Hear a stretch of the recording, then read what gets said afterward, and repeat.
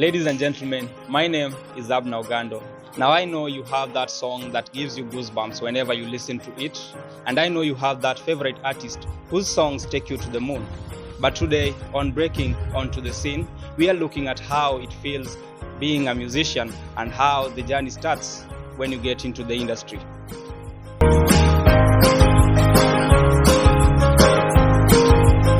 So today I'm joined by one of the fastest rising musicians in Mombasa, Derkman FTG. Yeah. What's up, Nairobi? What's up, Kenya? What's up, Mombasa? Yeah. How are you? Yeah, I'm good, bro. I'm just glad that today I'm on the show. Yeah, I'm privileged to have you here today. Thank you. So today we'll be looking at your journey. We'll be looking at your journey in the music industry, how you started it, and the progress that you've made. First of all, just for those who don't know you, can you just give us a little bit information? Who is FTG? Okay, so me I can say this: Derkman FTG is a Kenyan-based artist, but I'm not fully Kenyan. I'm partly Rwandan and Kenyan. I'm a student at TUM at the Technical University of Mombasa, taking mass communication.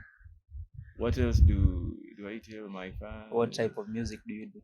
Okay, I'm a rap artist. I also do bongo. I do Afropop. Like, I'm a versatile kind of artist. I don't just base in one genre of music. So mainly the main genre. A lot of people know me for hip hop because I really love going hard on the beat. So if I give you a chance to drop some bars, I can drop bars. Like, I was born doing bars. I was born rapping. And I believe I'll die rapping. What are we waiting for then? Just give us a line. Okay, so I give them an intro. Yeah, let them know who you are. Okay, so there's this, but it's in Swahili. Staki soda mini mluya basi buda beba thamos. Nguvuni nazo utadhani Thanos. You know, there are some words I don't want to say them. Okay, it's allowed. Live, I understand. Yeah, explicit content. Okay. So, yeah. What motivated you to venture into the industry? You know, a lot of people say that they started doing music because they wanted to get fame, they wanted to get money. But when it came to me, it came as a different. I came in music with a different approach. I didn't want to get this fame. I didn't want to get this money. I wanted to get a girl. A girl? Yeah, there is this lady. Alinikunywa na nikakunywika. And I saw that she really enjoyed music. Like, she was into rap so much. And back in high school, people used to tell me, like, yo, you can rap. By then, my name was not Derkman FTG back then. They used to call me Bugs. Because I used to do something that I can't. You can't say. Yeah. My name used to be Bugs. I used to call Bugs Mela because there is this game we used to play that used to have big dogs. And at that point, people used to call me the big dog because I was the champ in that game. So it used to be like Mela in my native means like a king. So I used to be that game's king before starting rapping and all that. So nikianza rap, actually, I was doing it to impress. No, there was this English something whatever in narratives and all that. Literature. Yeah. So I tried doing something and my teacher was like, I like it. And I was forced kwa talent show shule. Like, this guy must rap. Well, I tried writing something that would make sense and nothing would make sense. So I wrote a song by the name Moto Moto and I tried rapping and the whole school was moved and I was like, okay, so I can do this. After that, I never did music again. I can tell you, like, the truth, I never did music again until my fourth form. And after my fourth form, after losing my mom, I was in pain and all that. So I had to direct my anger and my energy in something else. So by doing that, I found myself writing a lot of poems, Swahili poems. I sold like 8. But at that time, sikuwa najua like this thing is a big deal. Unajua unaandika content yako na mimi sikuwa naamini like what I'm writing is awesome, like someone can use it, aitumie kama ngoma. So me, I used to write and there was this producer alikuwa ananiambia, "Hebu kuja studio, just come to the stool, let's chill." At that time, he was using me but I didn't notice because he was playing beats. As beats played, I used to write. I used to enjoy it. You know, you can do this and this and this. After some time, there is an artist doing that. Like, it's my idea and all that. So at some point, I decided to try my own thing. Before joining campus, I did a song by the name Timber. in his studio. He didn't want to give it to me. Okay. Until now my father had to intervene. He was like, my son has been saying that his content you're using it, and he was like, no, I've never used his content in any way. And he asked for proof. He used to know that I'm a fool. And one thing about technology is that the internet never forgets. So I used to save my files on Google Drive. And when you save them there, they come with the date. Na hiyo mwaka hadi hiyo time. So my dad asked him a simple question like, when did you do this song? Like, there was a song by the name Wangu. When did you do this song? He was like, I did it on this date and this date. And he said, okay, so you are claiming that you wrote this song. When did you write it? He said, I wrote it like a week before I recorded this artist. And my dad was like, okay, thank you for that, because right now umejifunga we mwenyewe. Why? So he opened Google Drive. And I had done that song while I was in Form 3. So ilikuwa imekuja hiyo mwaka yote, I never did it. So ndio nikakuja nikaanza kurias na yeye after realizing like, ile poem I think inaweza endana na hii beat. Na akataka kuichukua. So from there now my journey ikabidi imeanza hivyo. Ikabidi nimepatiwa ngoma yangu nikakuja TUM. I never had anyone to help me, but thanks to God I met this guy, a very generous person by the name Mastercraft, and he decided to do the video for Timber. And when the song came out, like, I was shocked. I was just a freshman, but ilikuwa ni kama mimi ni big deal in TUM. Ikanipatia kiburi. Unajua kuna ile time yenye you're doing something you don't know like kama inaweza leta mazao. Then all of a sudden like people know me when I'm walking around, people are like, FTG, yo, hi. But I didn't say this. When I did that song, by the way, it gave me a girl. But I don't want to go deeper into that. Yeah, it's okay. So at some point, ingoma ikakuja ikakuwa fiti. Everything was running smoothly. My life changed actually. I never used to know how to piga luku. Watu wanasemanga kupiga luku. Like my dressing was so off. I never knew these things. But I met people who are now telling me like, now you're supposed to dress like an artist. This is what you're supposed to do. On your journey, you're not supposed to go this way. You're supposed to go this way. So yeah, things started running smooth until now. I decided to destroy my music by falling in love. But now you've already mentioned some of the challenges you went through, the producer using your songs without your consent already, and you've gone past this stage. Now, those are some of the problems that upcoming musicians face. What made you not quit on the music at that time? One thing I had my mentor saying is that you can steal my art, but you can't steal my talent. Yes. That is true. Yeah. I can steal your clothes, but I can't steal your personality. Yeah. So I almost gave up, I'll not lie. Kuna ile time nilikuwa nalia na shanga like, kwani hizi vitu mbona zinaenda hivi? I'm trying to do this, and you can't write good music when you're angry. Yeah. That is one thing for sure. So I used to be a bitter man. Like, people are using my songs and all that. But sasa kuna time yenye ilibidi ikafika nikasema, yo kijana, manze, you're now alone, cause hawa se wote wenye pia walikuja kunisupport, waliishia. Walipata better deals. One thing I can say for sure, like, as much as people will not want me to say this, I believe like I'm one artist who has not yet popped up, bado sijajulikana, but I've made people build their brands like so much. That is one thing I believe, because sijui naweza sema aje, but I've made a lot of people build their brands using my name and using what they were saying they were helping me with.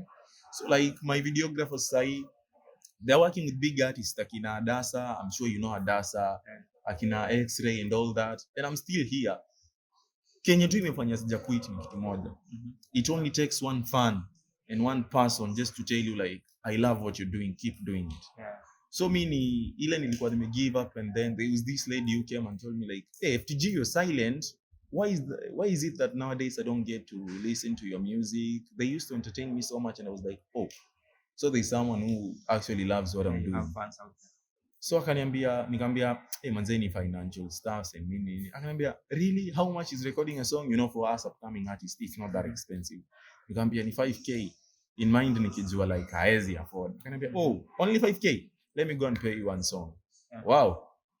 So from there FTG nikasema, okay, one song. I decided now to do a song by the name Kama Ni Mbaya Ni Mbaya. But that song is actually work. It's not a song that I can tell you go and listen to it. What do you consider your own song? It didn't have the rhyme that a song is supposed to have. It didn't have everything that is musical about it. Like niliifanya cause nilikuwa nimepatiwa do, sikuifanya out of heart. There was no motivation. Yeah, sikufeel chenye nadu. But unajua kuna ile ngoma yenye una feel manze, nimeandika hii ngoma hadi na feel. Like my latest track by the name Slavery. When I wrote it, I was writing it with an aim. Kuna kitu nilikuwa nimeona ikanibo, nikasema yo bro, you have to do this. Like why is it that people are doing this and that and that? So I decided to do that song. And yeah, it didn't do well as I expected, but it is somewhere. And nimepata endorsements kadhaa. As much as I'm a student, kama ningekuwa nimemaliza by the right now, singekuwa Mombasa, singekuwa hapa. Like if at all ningekuwa nimemaliza na studies zangu, I would have been somewhere else. And so far, how do you take your journey in the industry? My journey? I believe I'm still a baby.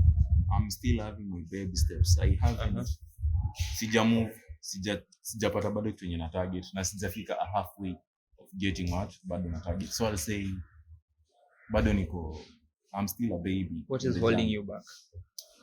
Well, kenye ndakwambia saa hii, and you go maybe and talk to other artists, like they will tell you the same thing. Like this particular artist is actually still like wasanii wote watakwambia kitu moja. Money is always the problem. Like inakuaga do, it's always money. So the only thing that is actually holding me back, because in Kenya you hit collaborations and you have to have funds to push your music. So I'll say money. But we have seen other artists pop up onto the scene by doing some scandalous deals, and you just find somebody creating a little drama to get that clout. Have you ever considered that? And if you have ever considered it, how did it go? A lot of people have actually told me to try and doing these stunts, but when it comes to me, no, the kind of music that I'm doing, if you listen to my music, you'll notice like I'm not just doing my music isikizwe na vijana. I did a song by the name by a birthday song. Ilikuwa ina aim kila mse, like it's a song yenye najua if your mom or rather your dad is celebrating birthday yake, utaweka hapo asikie. If right now I'll start doing stunts, let's say like namkunuku tu yangu, mtamnuku Shakila, like the things like she was doing, you know, very soon we are going to be fathers. We are going to have families out here. Sitaki mtoto wangu akienda shule watu wanamwambia like hebu angalia vitu zenye babako alifanya ndio apate fame. Sitaki kupatia mtoto wangu life yenye si Mungu amepanga ipate cause ya vitu zinafanya. So mimi na believe kwa grind. I believe in hard work. I believe in pushing. Ndio maana unaona like bado sija consider hizo vitu. I know zingine zinakonga si vitu chafu zenye wao wanafanya. But kwangu si worth it. Like si worth it. Drama si worth it. Okay. But sometimes I feel like it's beneficial because you get to have that fan base. You have to get people talking about you, and it gives you that platform to play your music. Inapatiana platform kubwa ni sawa, si ndio? But let me tell you this. Let me ask you a simple question. There is a time that Gengeton music was actually talk of town. Ilienda wapi? I don't know. I think it died. Mbona unadhania ilikufa?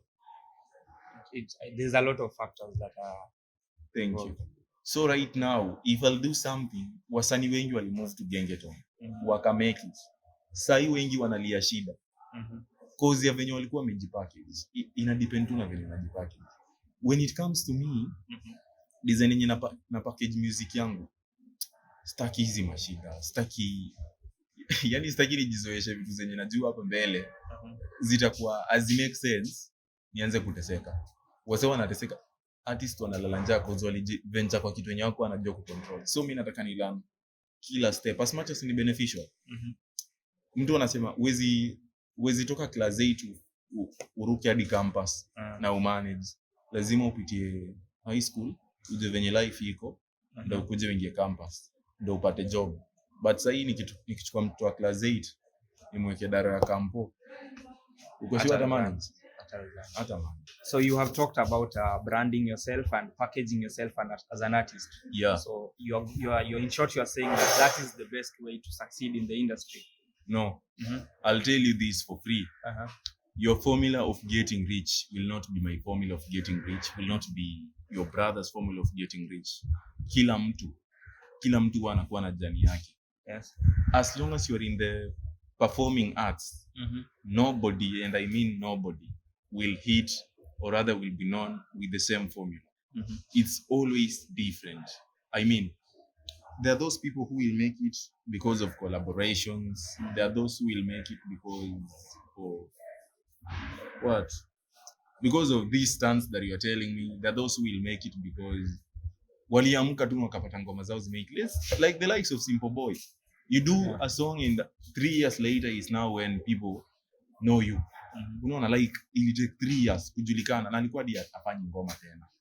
So naweza sema it's not the way I package myself. This is just my personality. This is just who I choose to be. But simaanishi being like this will actually make me get where I want. But maybe naweza get mali nataka bado nikijipackage hivi. So you're trying to say that to make it in the industry, you have to stand out from the rest. Yeah, you just have to stand out. I mean, like there's this artist that I always admire so much, Saru. Mm-hmm. Alijulikana because of a simple freestyle video that she did. Mm-hmm. She just rapped with a phone, with a smartphone, akapost status. The next day, everyone is sharing on platforms, Instagram, where. And right now, she's one of the biggest artists in Kenya. Mm-hmm. So, like, I believe there is no formula. But for a long time, we have seen that upcoming artists in Kenya are not much embraced. Do you think it's the content that is not meeting the expectations of the fans? Because when you look at the industry right now, you find out that a Nigerian artist who is hardly known in Nigeria is getting fame in Kenya and is coming to Kenya to perform and ends up getting paid a lot of money when we have our own talents in Kenya who are not yet recognized, but they are having some good music, or I don't know. What is the problem? What do you think is the problem in the industry? Hey, manze, media. Me, like, when you umesema hivyo, I've just thought of the media. Like, media tu kabisa. What is the role of the media in the industry? Media unajua ndio inafaa ikuwe inatuelekeza. Yani, at this point, I don't want even to speak in English. My brother, I did a gengeton song before. Ikachezwa sana. People started saying, unaona chenye tunawaambia, Kenyans don't have content. Na mnataka mchezwe. We won't play your song. My latest song is Slavery. It's actually talking about politicians. Our education system is talking about this LGBTQ. You know, me, I hate that stuff. I just have to disclose. Me, I don't care who listens to it. Like, we are Africans. Tafadhali, tufuate tu maadili ya Kiafrika. Hizi vitu zingine manze. Tuachane tu nayo. So after saying all this in this song, I'm going to present. Can you please play my song? Ananiambia, your video is awesome, your audio is awesome, but now umesema a lot of facts. We can't play your song. It is not entertaining. Like, wanataka tufanye nini? Mtuambia tuna content. When we bring you the content, you tell us like your music is so much entertaining. It's not entertaining. Like, we can't play it because it's on a lot of content. Like, now, what do you expect Kenyan artists to do? So your feeling is like the media is the problem and not the fan base of the artists. Mimi naweza sema tu ni media, watana hata na fan base. Fan base ni si wenyewe tunaweza decide kutrendisha ngoma on TikToks and all that. But Kenyans, mimi naweza sema there's something like, there is a saying that goes, nabii wa kubaliki kwao. A prophet is never appreciated back at his place. Because me, I'll tell you the truth. My music plays in Rwandan televisions more than it plays in Kenya. And I have evidence. I've seen my song play in like 3 different TV stations. And in Kenya, it's only one TV station that has been supporting my music like so much. Yeah. But don't you feel it's in your part, you have not been doing enough to push your music? Let me ask you, how many media tours have you done as an artist? I've done several. I've done 5 so far. I've been at NTV, I've been KTN, Y254, KBC, and there's this radio. Pwani FM. tukienda kwa ukweli utakuta ni Kenyan broadcast ndio imeni support sana. Y254 iko under KBC. Utakuja bado kwa ni FM iko KBC. Hiyo KBC yenyewe pia ni KBC. Hao ndio imeni support ngoma. Then there are these two. Unaona? Yeah. So like I've tried doing everything nifike hii point but bado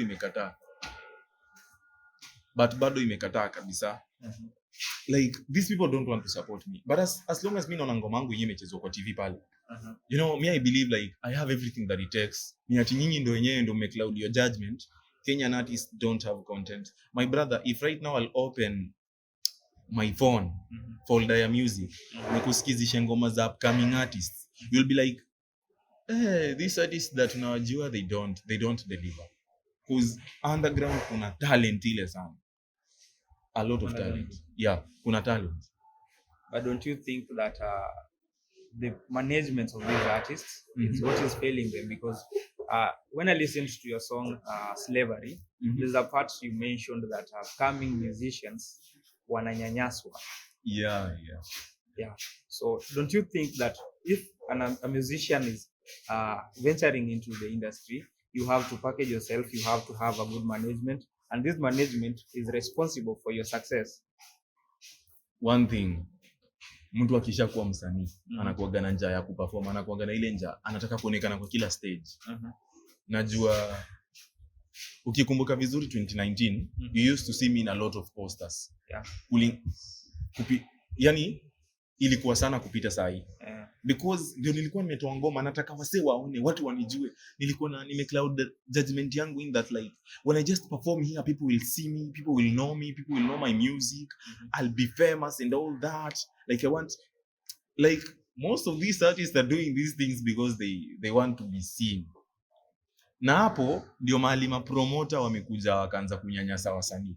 I come to you, you tell me like, my brother, before performing, go and sell for me 10 tickets, then I'll give you 1 ticket to come and perform as a curtain raiser. Like, are these promoters crazy? But don't you think your management should be handling such issues, not the artist yourself? Okay, how will you get a management when there is no one who believes in you? When you're starting music by yourself, awanzangi ngoma na watu wenye wanakuja kusupport, getting management is so hard. And me personally, kuna watu walini approach wanataka kuni manage. And these people are like, they're supposed to get 80% of everything that I'm getting. Like, they control my social media. Anything that I'm getting from my socials, they get 80%, I get 20%. That is YouTube, TikTok, and all those musical platforms. When it comes to shows, they have to get 80% of what I'm earning, and I get the 20%. They will not dress me. They will not feed me. Like, no. So there are a lot of cartels in the industry. Yeah. People just want to use you to benefit. So management ya Kenya, Z. So what do you think can be done to improve the situation in the industry? Hata nikisema hii kitu bado kuna msanii mwenye ni upcoming atasikia na bado tuna nimeongea ufala. Kataa kuperform. Tuko na right. Let's say tumeapproachiwa na you have an event. Yeah. Event yako yezi last for long without artist. Au utachezea wasee ngoma usiku yote hadi mchana. Ukini approach mimi na wasanii wenzangu tukwambie manze, you have to give us money. Kama utaki hatukuji wote. You know utatupatia do. Yeah. Hata kama ni ile kidogo ya madharau ya kutudanganya, utatupatia pesa. But sasa wasanii wanakuwa mafala. Huwezi uzishwa ticket. You've spent like tuseme 15k. Kufanya ngoma moja. Uende uzie mtu ticket. Hiyo pia ni kazi. Ticket tuseme umeuza 1 ticket, let's say ni 600 bob. Umeuzia msee ticket 10. Hiyo ni 6000 umuundia mtu. Wewe unaenda huko utoki hadi na bob just because unataka kutumia fare yako kwenda kwa event kwa time yako, kwa kitu yenye ulispendia do mob, kuentertain watu, utoke jasho, urudi kwako na fare yako at because you want people to know you. No, these events by day I'll tell wasanii for free as is ID. Once you are an upcoming artist, these events don't help anyone. Na kama nadanganya basi enda uperform event moja, maliza kuperform. So what will you tell somebody who is interested in joining the music industry right now? Well, first of all, this is Kenya. We need an emoji that says Well, me, I'll tell you for free, and I'll tell you the truth. My brother, my sister, this place is not for the faint-hearted.